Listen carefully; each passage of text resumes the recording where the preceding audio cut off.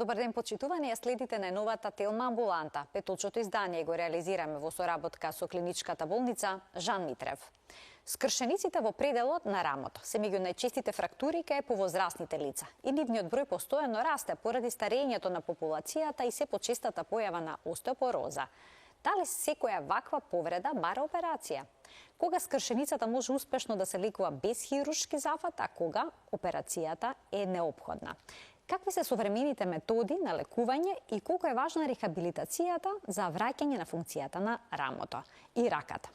За сето ова денеска разговараме со професор доктор Константин Митев, травматолог во клиничката болница Жан Митрев. Останете на Телма, а секако при крајот на емисијата поставете прашање во програма.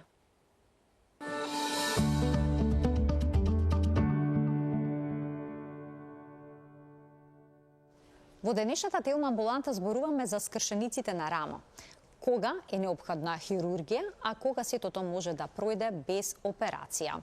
На оваа тема денеска разговараме со професор доктор Константин Митев, специјалист по општа хирургија, субспецијалист по травматологија во клиничката болница Жан Митрев. Докторе, добре ни дојдовте во Телма амбуланта и добар ден. Добро е најдов. Колку често се среќавате со скршеници на рамото и во пределот на рамото? Колку е честа оваа повреда?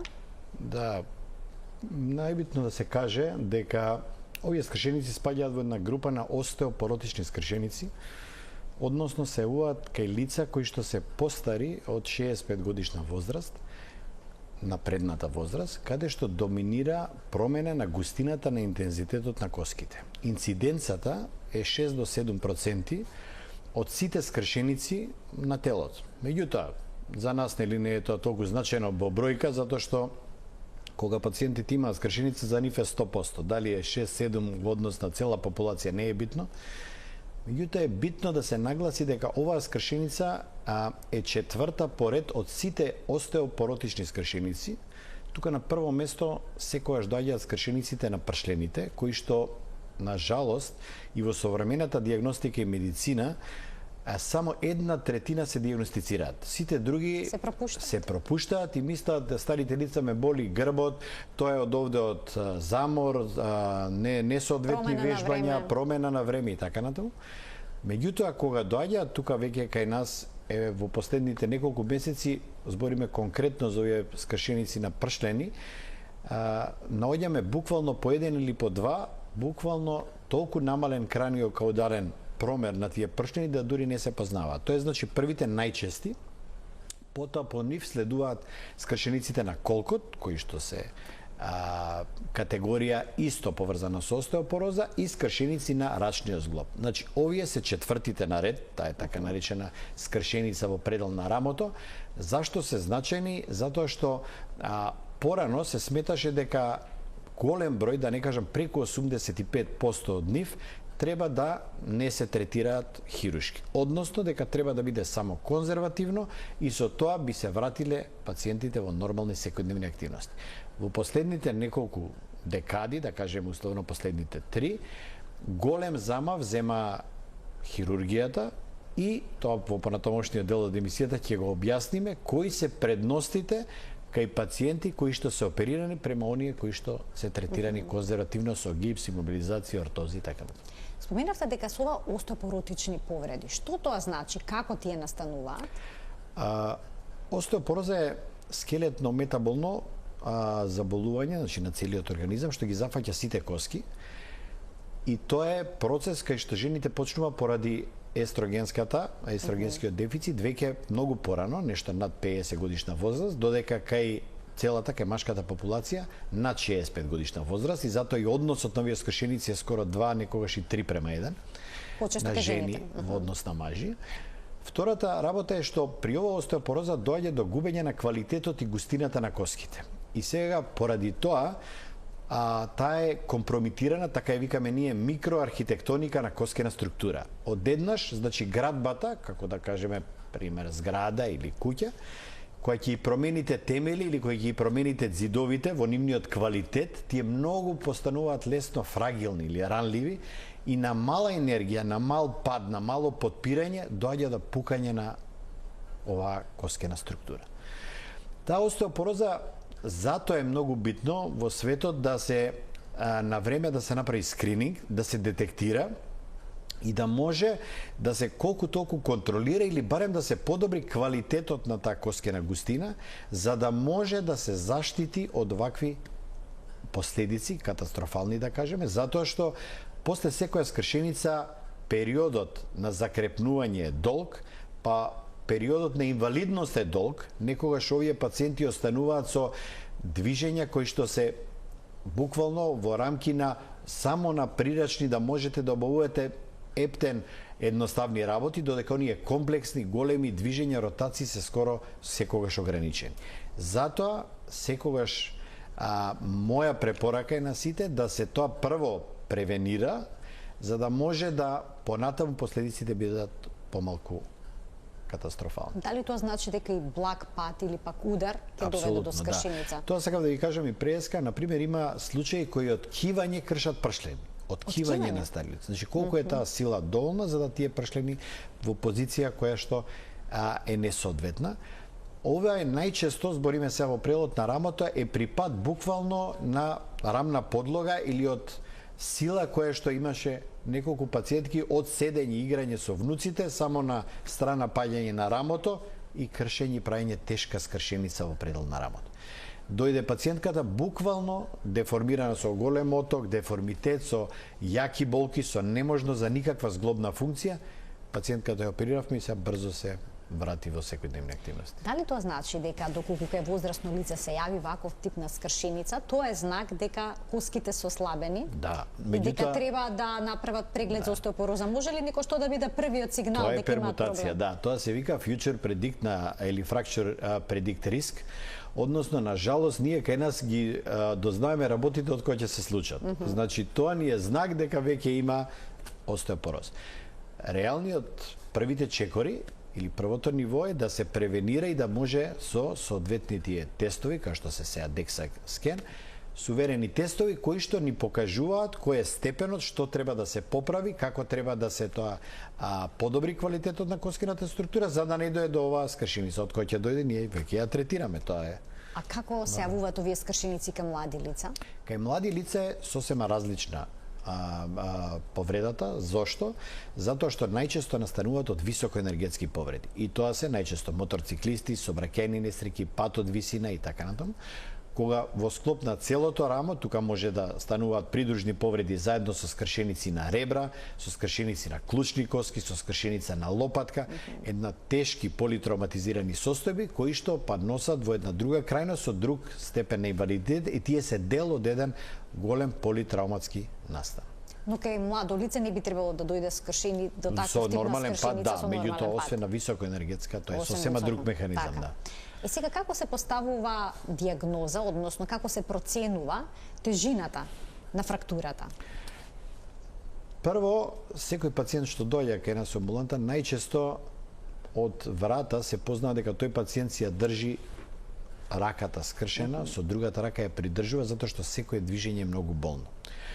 Второ, има локално оток, деформитет кој што буквално се познава вака на клиничка инспекција.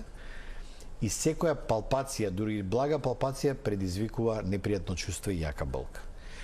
За понатамошни исследувања, рутинска е прва метода нормално рентген, меѓутоа ја сите скршеници во современата сега медицина им правам компјутерска томографија. Зошто? Затоа што низ оваа кариера 20-30 години од кога почнавме се занимаваме со овие скршеници, мојот ментор во градска болница пред 25-30 години започна со овој, во тоа време правевме само рентгени.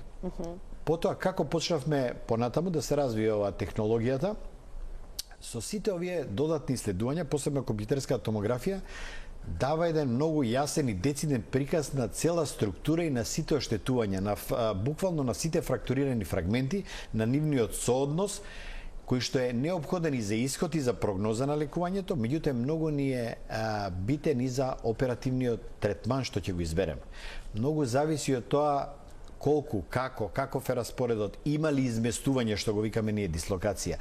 Дали се тие парчиња фрактурирани фрагменти под некој агол треба да се поише од 45 степени за да кажеме дека станува збор за дислоцирана, па и затоа таа компјутерска дава една екзактна евалуација и можност за, ние го викаме класификација, класификационен систем користејќи, класификација и персонализација на секоја фрактура. Од тоа зависи што понатаму, кој метод ќе го избереме, за да биде најсоодветен за таа група или за тој пациент, со цел да добиеме најдобри резултати. Професоре, се случува ли пациентите да не се јават на време, да немаат баш толку типични симптоми, да мислат дека е набиеница, а не скршеница? Тоа е исто добро прашање. Мора да признам дека во порано, значи до пред можда 10 години, имаше еден голем тренд на луѓето кои што се трудеа дома и прво идеа на некои местачи, на некои нестручни манипулации, па после тоа се враќаат тука и гледаат дека тоа како не помага, па и се вие докторите да пробуете да го поправите тоа. Денеска можда да трае, имав од овие, да речеме, последниве 10 во овој месец, значи само еден имаше што беше ден и пол, два пациент, во кој што он кажува дека реално немало кој да го донесе, почекал таму, па и затоа беше каснењето. Иначе сите реално во првите, па да не кажам 24 сата, скоро сите доаѓаат. Има модрица на местото каде што е скршеницата? Така, сега кога станува збор за скршениците, како се проценува дали ќе се причека, односно ќе се лекува конзервативно со имобилизација или ќе се пристапи кон операција? Да. Нема универзален став ова прашање. Не постои. Сега бев у Сингапур на конгрес и оваа тема ја презентиравме и се разви една дискусија. Еве да кажеме, во сите светски познати центри контраверзите постојат секогаш. Кога, каде, дали, како, сите варијанти се можни. Меѓутоа мора некои фактографски податоци, ако ги евидентирате, некои работи сами ви излегуваат. Односно, доколку станува збор за дислоцирана, значи изместена скршеница, со поместување на агол, со голем број фрагменти, исходот и прогнозата зависи од тоа колку брзо ќе оперирате, со кој метод ќе оперирате и дали ќе оперирате. Мора да признам дека и по JCI стандард и по сите светски нормативи прво мора да добиете согласност од пациентот. Значи мора да му ги приложите сите плюс и минус, односно сите предности и недостатоци и на конзервативниот и на оперативниот третман. Тоа се посебно за случаи кои што се гранични. За оние што се комплетно изместени, за оние што буквално спаѓаат во тие потешките групи, трети, четврта класификациона група, апсолутно е неопходна оперативен третман. Сега кај граничните случаи. Да. Ако се направи имобилизација, колку време пациентот треба да чека коската да зарасне? Значи, многу зависи од годините, нели, возраст, квалитет на коскена структура, исхрана, многу зависи пациентот дали е диабетичар, дали има некои коморбидитети. Поврзаност има огромна со пушењето, тоа треба да знаете дека пушењето е исто фактор кој што го спорува зараснувањето на коски. Исто алкохолната зависност, сите тие работи помагаат или спречуваат во зараснување на коска, затоа секоја фрактура е сама по себе, затоа е многу битно персонализација на фрактура, односно комплетно кај секој пациент и слична скршеница не зараснува исто, не оди исто и не дава исти резултати. Покрај скршеницата, што е фактор што може да се види, многу е битно да знаете дека не се крши само коската. Кога се крши коската, околу неа се кинат лигаменти, се стегнуваат мускули, ставаат отоци внатре во подкожно ткиво, мускулно ткиво, фасција се кине и така. Сите тие структури треба да зараснат за да може да добиеме некакво соодветно движење. Затоа голем број од луѓето грешат кога види коската не е многу страшна, може да помине вака, брзо ќе ми зарасне, за да после видат дека целиот локомоторен апарат е составен од меѓузависност на голем број структури кои што еден со друг се толку поврзани да и тие нерви, крвни садови, мускули, тетиви, сите функционираат како едно за да може да имате комплетно ротација, движење или некоја комплексна активност во зглобот. Во таков случај на пациентот му се става гипс? Најчесто сега гипсот се отфрла и се ставаат имобилизатори за рамо, кои што се некако слинг, ние така наречени мители, кои што се, зашто се тие предности, се негде се третира меѓу 4 до 6 недели, тие се подобри затоа што пациентот има подобра хигиена.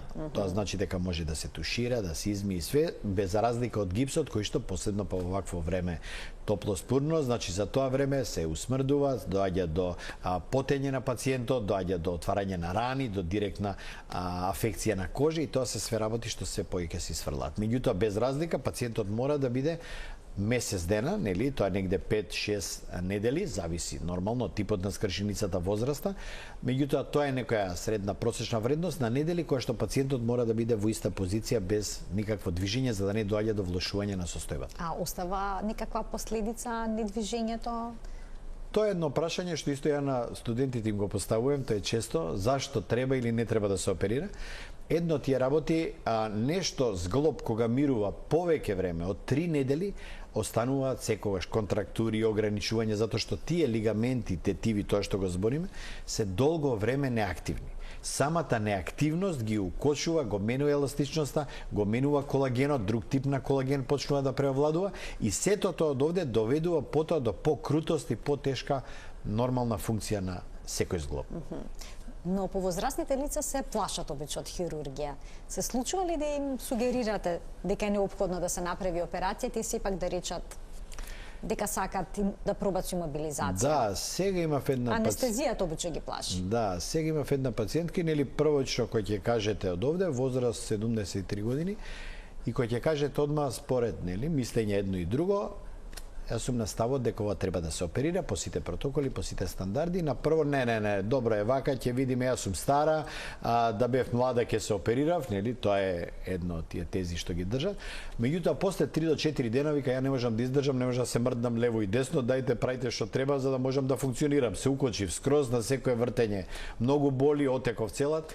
И дојде после пациентка да се оперираше нешто покасно. Значи, поентата на ова све е дека некои работи не може да ги налагате. Сепак, последно е желбата на пациентот, доколку се сите критериуми исполнети, вие мора да му приложите дека може и така и вака, меѓутоа предноста на едното и на другото, кој ќе му кажете, најголем број од пациентите се согласуваат. А што најмногу ги плаши? Страф од непознатото. Прво, затоа што значи тоа анестезија, да не се разбудам, тоа е едниот дел. Потоа, што ако нешто ми се случи да се инфицира, се докрши таму нервот да не ми се фати при операцијата, па да ми откаже скроз раката. Има многу варијанти на тема, меѓутоа денешно време, затоа е многу значаен и односот на пациент-лекар.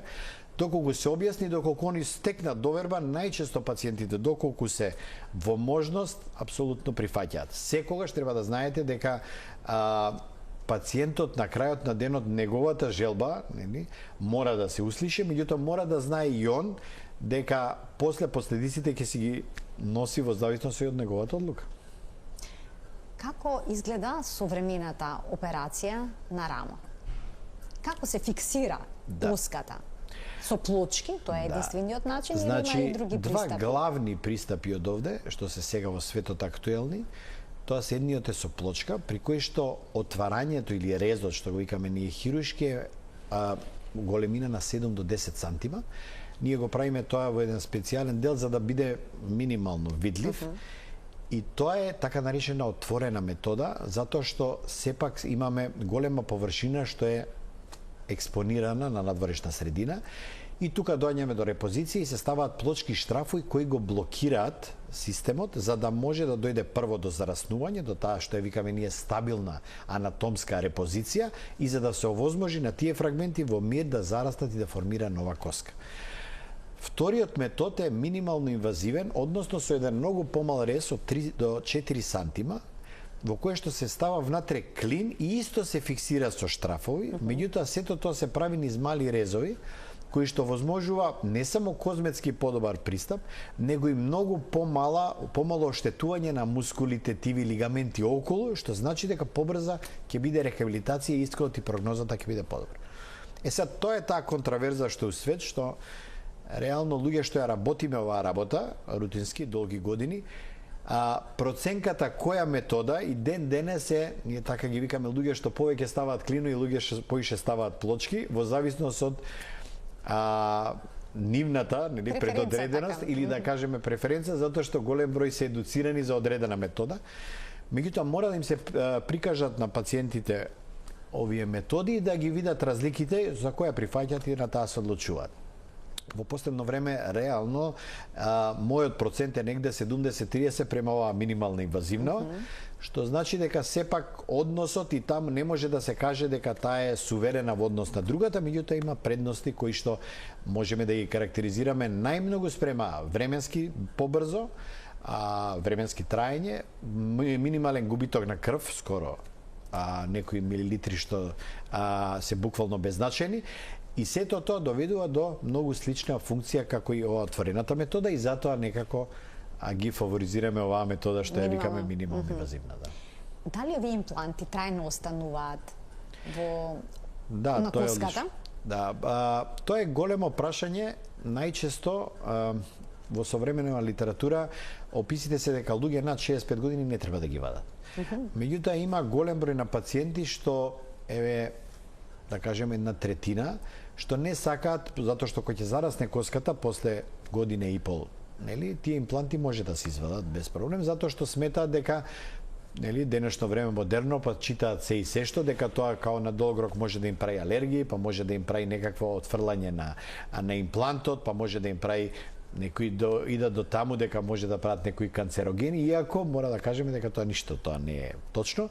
И ја најголем број од овие пациенти ги оставам со имплантите внатре, затоа што се толку дизајнирани совршено и толку е материјалот направен денеска со титаниум и порцелани да буквално не постои никаква можност да настане нешто влошување на состојбата на пациентот. Доколку треба да се изваде, дали тој зафат е сложен?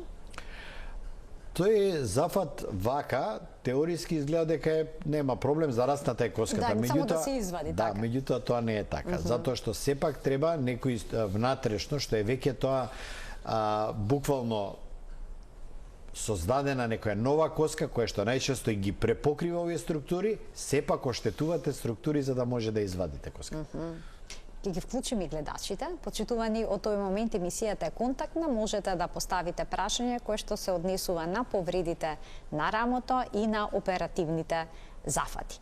Обично колку време трае една ваква операција? Значи оваа метода, минимално инвазивната, негде 30 до 40 минути, отворената негде можда 15 минути повеќе. Тоа значи дека генерално просечно вие трае околу 45 до 1 сат. И сега има некакви протези, реверзни, обратни, што е пак сега тоа? Сега, тоа е крајноста на целиот процес.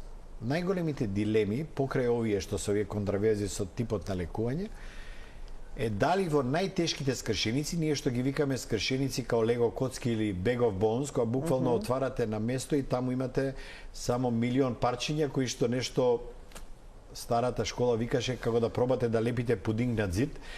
Тоа све ви се распаѓа, имате милиони ситни парчиња од вазна или од чаша и вие треба тоа да го споите на нешто на него да залепите и тоа да издржи некое време. Кога имате такви тешки скршеници со сите овие други коморбидитети и афекции, како се диабети или возрастна група, голема пушачи страшни, има огромни шанси дека тоа со самите овие првите методи нема да зарасне. И тие мора да го знаат пациентиве и тогаш примарно може да се одлучи да се ставаат протези. Сега тоа ви е дилемата како и на све, нели, дали ќе го пломбирате забот или одма ќе вадите ќе ставите вештачки заб. У принцип све што може да се зачува и да е свое, најдобро е да биде така. И ние травматолозите се трудиме да секогаш максимално го зачуваме интегритетот на структурите кои што се наши и кои што постојат. Меѓутоа, доколку дојде, тогаш се ставаат и тие протези. Порано стававме протези кои што се викаат траума протези, така наречени субтотални. Нивниот ефект реално беше многу послаб во однос на тоа на активноста секојдневната и на движењата или така наречен обсек на движење постоперативно. Денеска овие реверзните имаат подобар обсек и затоа они се преферираат во однос на старите субтотални протези. Што доколку сето тоа не може да се состави, да се залепи како пудинг на зид, што појаснивте? Тоа е тоа страшно кога ќе се најдете во една ситуација кога голем број, затоа е тоа предоперативно исследување и предоперативна припрема. Проценка така. Тоа е најбитно од овде припремата, затоа постојат и овие тоа што ви го спомнав ја компјутерска томографија. Тоа што го гледаме на рентген во однос на тоа што е компјутер, како да ви кажам, тоа е 1/10 од тоа реално што се случило на тоа место. Кога сте спремни, па денес имаме и магнетна резонанца за сите странични структури, тоа значи и мускулите, тетивите, лигаментите, и сето тоа, ако добро го изанализирате, реално грешките се сведени на минимум. Што доколку пациентот има напредната остеопороза, како ќе изгледа за здравувањето? Можат ли да се стават и тие импланти на коска која што не е доволно цврста и силна? Тоа беше едно од прашањата исто сега, значи имаше енглески млади специјализанти кои што дојдаа на тоа и баш прашуваа за ова колкав дел од тие штрафови ќе држат. Најновите импланти се така поставени да тие штрафови сами по себе се направени за да држат остеопороза. Односно, тие се само заклучувачки или блокирачки се заклучуваат во самата плочка и може да држат и остеопоротични коски. Значи има решение и за тоа, тој проблем. Имаме гледач, ќе му дадеме предност. Добар ден. Ало? Во програма сте, повелете. Поздрав до докторот и до вас. Имам едно прашање. Повелете. Пред многу години десната рака ми беше скршена, не се зараснуваше, ми правија операција, ми ставија 2 шипки од едната и од другата страна и неколку штрафови. Меѓутоа не се извадени, ми стојат и сега по некое време почнува да ме боли. Што треба да се направи? Што понатаму, да немате уште некој дополнително прашање, професоре? Значи тоа станува збор за подлактица? Не, под рамото. Аха, под рамото, значи За надлактица? надлактицата. Така? Да, Оваа да, коска да. тука. Добро. Уште Не, некој не, прашање? Тоа е се. Ви благодарам за вклучувањето во програма. Повелете. Ова е типичен пример за проценка на типот на скршеница. Зошто е ова значено? Според ова што го слушаме, најверојатно тоа поминало низ процес на прво одложено зараснување, а потоа и незараснување, затоа што немало контакт помеѓу фрагментите од коската. Кога немаме контакт, тоа не може ни да зарасне. Станале немир, имале голема дислокација, пробано да се третира конзервативно и потоа се отишло во втор акт да се оперира.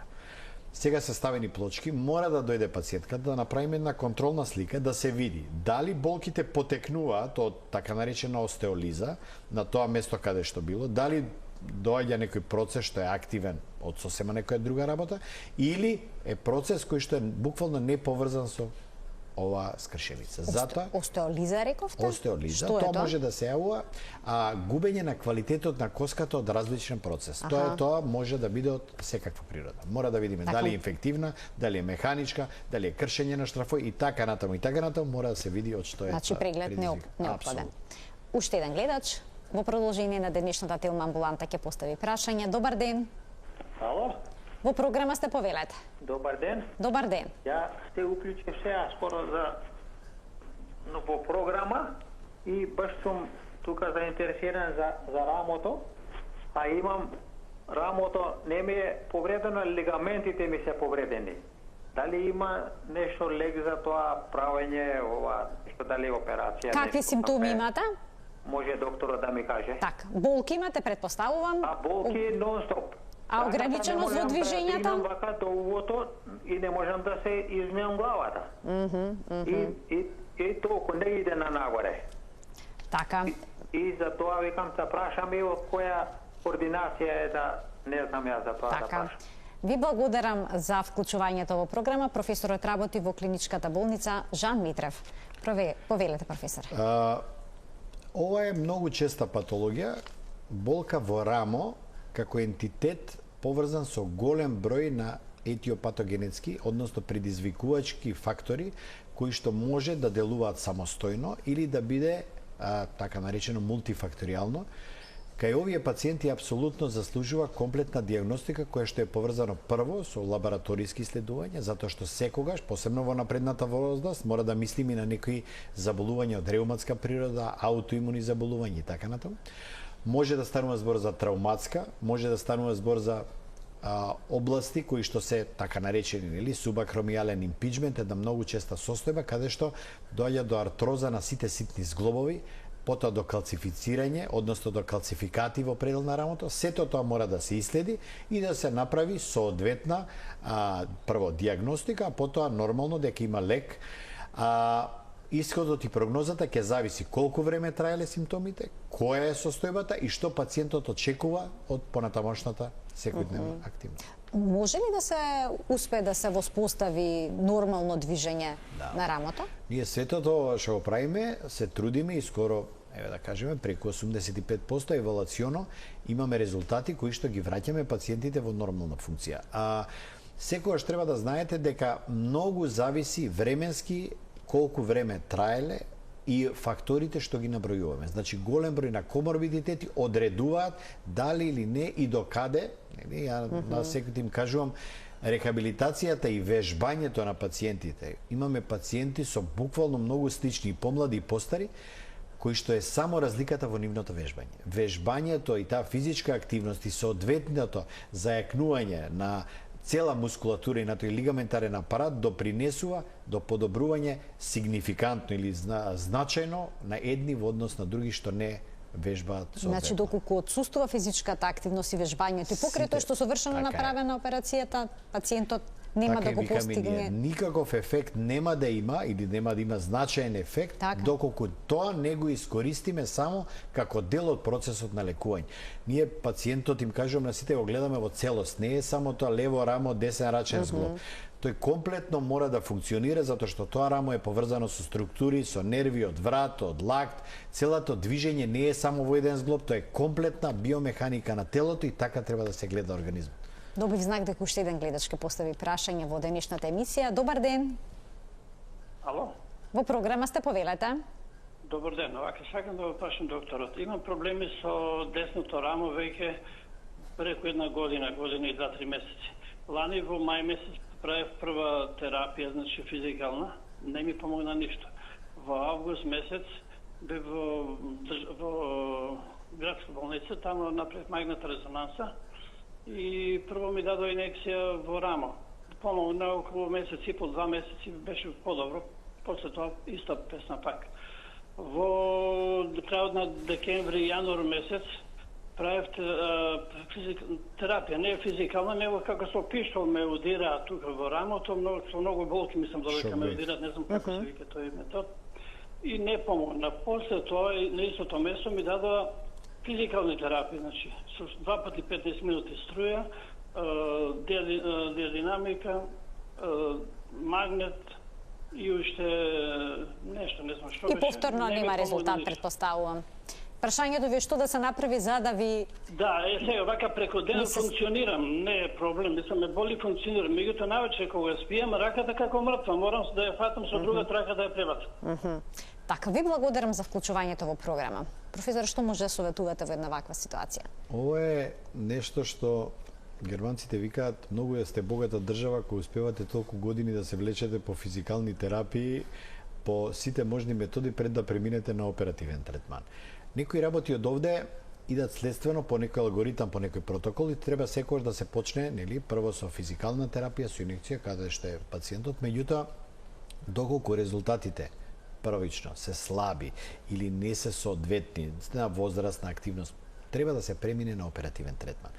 А ова е веќе мачење година и пол, 2, во кое што секој дневно буквално не само влијае на физичкиот, него сигурно влијае и на психички, на сон, на расположение на животот, на квалитетот. И затоа, кој ќе биде во овој степен, апсолутно е неопходно да се помине во една друга фаза, тоа е оперативно. Овде за овие методи користам директно, тоа одма ќе му кажам на пациентот, без разлика што ги немаме сите резултати, треба да се направи прво артроскопија или минимално инвазивно, артроскопија на рамо. Таму ќе се направи отварање на просторот, што моментално му го прави ова стеснување и овој буквално така наречен субакромелен импичмент, дали станува збор за адхезивен капсулит, дали за frozen shoulder. Битно е дека треба да се тоа рамо ослободи за да симптомите бидат сигурно подобрени негде до 75%. Што значи дека вака секојдневно мачење, мислам дека треба пациентот да се преориентира кон оперативен третман. Кон хирургија. Да. Уште еден гледач имаме. Добар ден. Ало. Повелете, во програма сте. Добар ден. Добар ден. Прво да го поздравам докторот. Благодарам. 2008 година има скршеница на ногата, двете коски. Така? И за голема среќа он беше на смена и он ми правеше операција, ми стави шипка во коските. Добро. Ама таа далеца 2008 ја шипките не ги извадив. И се изгледа коска, не знам како се таму. Па сакам да го прашам, тоа више сепак касно, тие се поминати скоро 16 години. Дали ќе имам некојаш проблеми, не, за сега немам ништо. За водење, за... На која возраста? Па 62 години веќе. А кога сум оперирал? 2008? 2008 мислам, градска болница. Да. Се сеќавам недела после ручек. Да, тоа се моменти што не се забораваат. Не се подсетиш, брат ми имаше контакти и устела нон-стоп со вас. Да.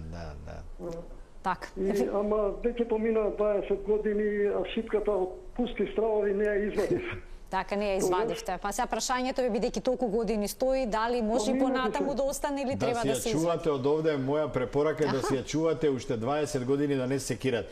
Уживајте у тоа, сега доколку не прави никакви проблеми, веќе се понатаму од овде е толку внатре влезено и импрегнирано да апсолутно не треба. Сега немам никакви проблеми, тогаш ја ми се ќе биде да не се секира. Операција е набивана од коленото со малок запад.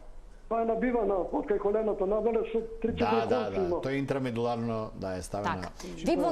Ви благодарам многу за вклучувањето во денешната емисија. Значи после толку години може ли да се извади после толку години? Може, како меѓутоа ќе има голем број на работи што ќе мора да се кршат наново, затоа што има препокривање на таа сега моментално.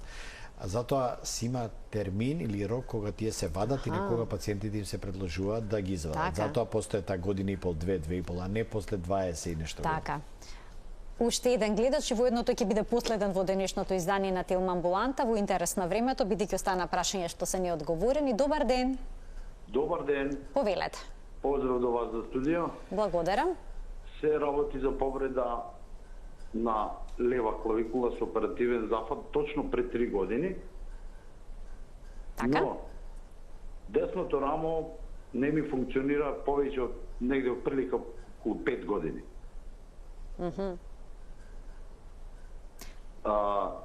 Дали имплантот што ми е вграден во левото рамо делува на десното или па...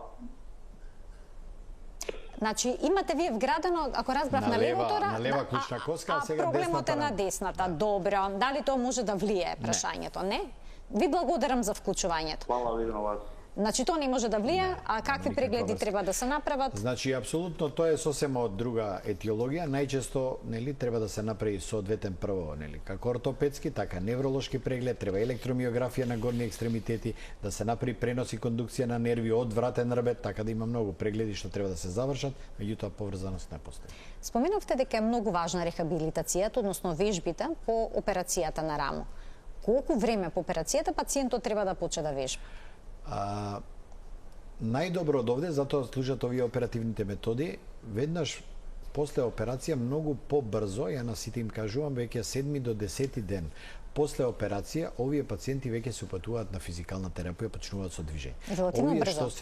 Овие што се со конзервативен со гипс, тие мораат 5 до 6 недели да имаат строго мирување. 5 до 6 недели е период кога за тоа време веќе ги ограничивме сите други тетиви, мускули, лигаменти и опсегот ќе биде многу послаб.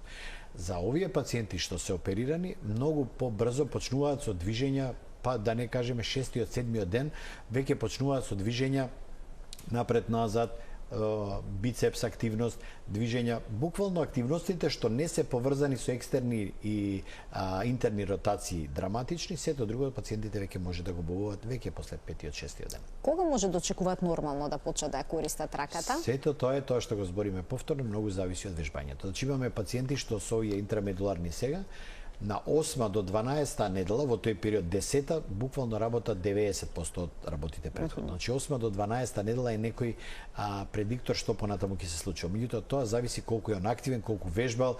Има луѓе што работат со физиотерапевти, со фитнес тренери, има луѓе што чекаат сами по себе и од страв не мрдаат, иако се оперирани, има и такви што оперираме, подобро вика нек си биде вака да си бидам мирен ја, него да вежбам, затоа што тоа е се уште таа дисонантна активност помеѓу реалноста и дека стравот нека поседи уште некое време вака мир, па потоа ќе почнам да вежбам. Има и такви размислувања. Има апсолутно, да. Да ја чуваат раката. Да, подобро да си ја чувам вака како ми е, така е, да видиме нека си зарасти мирно. Мирно зарасна, да. Но тоа не го препорачувате, секако никако таков пристап. А кои се можните компликации од операцијата? Секоја операција има ризик и тоа мора да знаеме на сите системи. Прво, ризикот е од, тоа го кажуваме на сите пациенти, тоа е прво ризикот од анестезија. Значи, секоја анестезија има свој ризик. Моментално, денеска е толку тоа сведено на минимум, да не знам дали веќе вредат тие ризици да се нотираат у некој 0,1-0,3%. Тоа може да биде алергија на анестетици, може да биде проблем со анестезијата и така натаму. Втората работа е од типично од хируршката интервенција. Тука станува збор, како и секогаш, најчесто може да станува збор за инфекции на рани, може да станува збор за условно да кажам јатрогени проблеми предизвикани од имплантот, од штрафоите да доведе до дополнително кршење на некои структури. Може да се доведе до за време збориме на интервенцијата до понатаму, до поспоро зараснување заради најчесто оштетување на некои структури за време на овие оперативни захвати и нормално постоперативно може да се јават сите компликации што се поврзани со тромбози, со инфекции кои што се во така наречени долгорочни компликации. Ова е битно да се нагласи, мора сите да го знаат, меѓутоа мора да ги знаат и реално и процентите. Значи, тоа е толку ретко во денешно време, посебно за овие, сега конкретно збориме за рамо, да буквално се статистичка грешка. Затоа што кај луѓе што знаат да го работат ова и кај услови и во болници и во соодветни установи каде што е ова рутинска метода, со целиот персонал кој што е апсолутно едуциран за ваков тип на повреди, буквално се овие статистички грешки. Така. Ова значи мора да му се предочи на пациентот секогаш и како што рековте да си ги извага пациентот. Знаете, имаше некои случаи, посебно и во околината, каде што се случуваат работи кои што буквално беше загрозена безбедност од милиони фактори.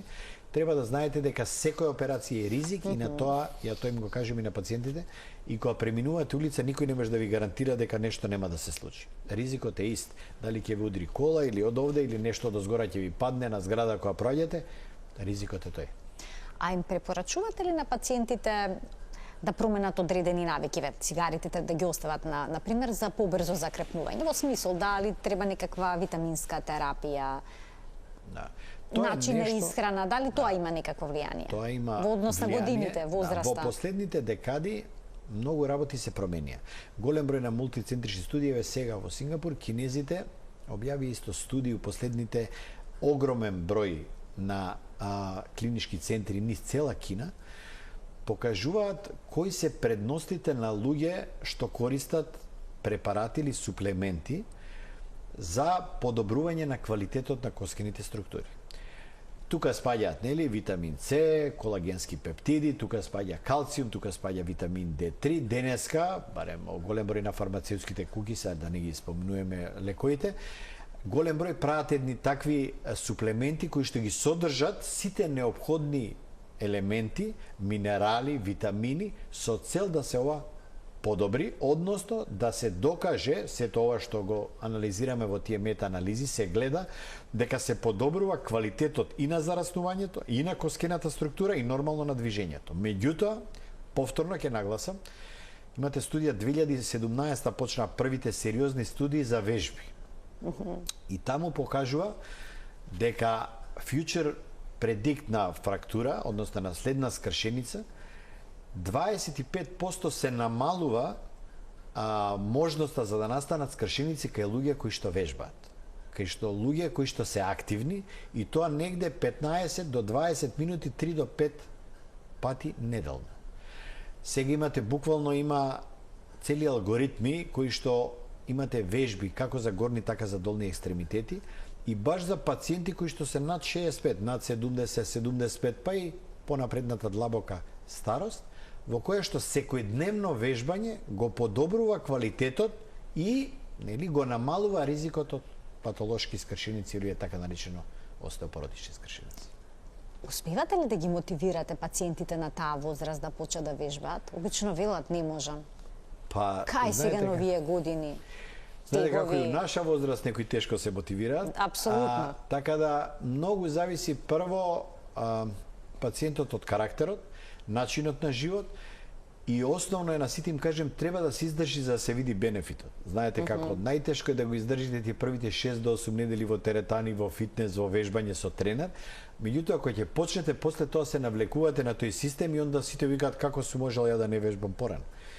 Значи најтешко е да го скршите тој првиот, иначе има голем број на пациенти, возраст некоја нели средна од овде, кои што пробуваат со 3 пати вежбање, викаат не видов ништо разлика, мислам дека ова не е потребно и се враќам на старат. Така да нормално не можете вие да сугерирате до толку за да ако они имаат директно одбивност према таа активност. Реално мора да си најдете нешто што не мора да биде, затоа постојат аеробни вежби, постојат сега барем велосипедизам, постои одење брзо, варијанти на тема во која што ќе си најдете некоја блискост или нешто што може да ве окупира за да тоа ви биде еден ден како нормална активност. Ние памтите од овде во возраст кога ние бевме мали, во физичко воспитување секогаш се почнуваше со тие вежби што се обично истегнување раце, нозе. Само тоа во свет да го правите ви е сосема доволно, ништо повеќе. Значи само вежби за истегнување. Само најобични вежби за истегнување, само да бидат секој ден, односно 5 пати неделно. Доследно, секојдневно, упорно вежби за истегнување. Наједноставните вежби што сме ги правили, ќе го намали ризик од скршеници. Коска. Ова е многу важно да се знае. И што уште може да им препорачате на повозрастните лица како да избегнат падови? Знаете како, постојат голем број на студии сега кои што се базирани дека становите во кои што треба да живеат не смеат да имаат пракчиња, не смеат да имаат чергичиња, има буквално сега направени станови како треба тоа да изгледа. Еден стан дека буквално подлогите не смеат да бидат лизгави нигде, не треба да има никаква скала измеѓу, тоа се све можности кои што прават проблем на секој чекор од пациентот, меѓутоа секогаш е поврзано и со неговата здравствена состојба. Брзањето, вртоглавиците не да ги занемаруваат, него тоа да го остат, да се смири, да не мора. Имаше една сега пациентка што оперирав рамо, 78 години, местела завеси 2,5 метра горе, качена самата екзибиција која ќе видите, тоа делува многу интересно, драматично. И паднала? И нормално мислам дека паднала, меѓутоа работата која да е фамилија бе како бе за не мораше во тој минут да бидат завесите стајни, немало никој од фамилија да помогне. Аха. И вие на 80 години нешто на една нога, па нешто преку, па нешто да дофаќате завесата на врв и правите падот. Значи сепак те си направиме проценка што... Мислам, дај колку е тоа реално. Значи многу зависи од овде фактори кои што ти викам дури фамилијата од овде им викаат зашто не дојде почек. Сепак сме одговорни сами за себе, да. Така, одговорни сме самите за себе. Професоре, ви благодарам многу за вашето денешно гостување во Телна амбуланта, што проговоривме за оваа тема. Мислам дека многу работи стана појасни, особено околу дилемите, дали да се лекува скршеницата на рамо и на повредата во пределот на рамото конзервативно или со операција. Ви благодарам уште еднаш. Почитувани, ви благодарам и вам што и денеска не следевте со внимание и ви посакувам пријатен ден.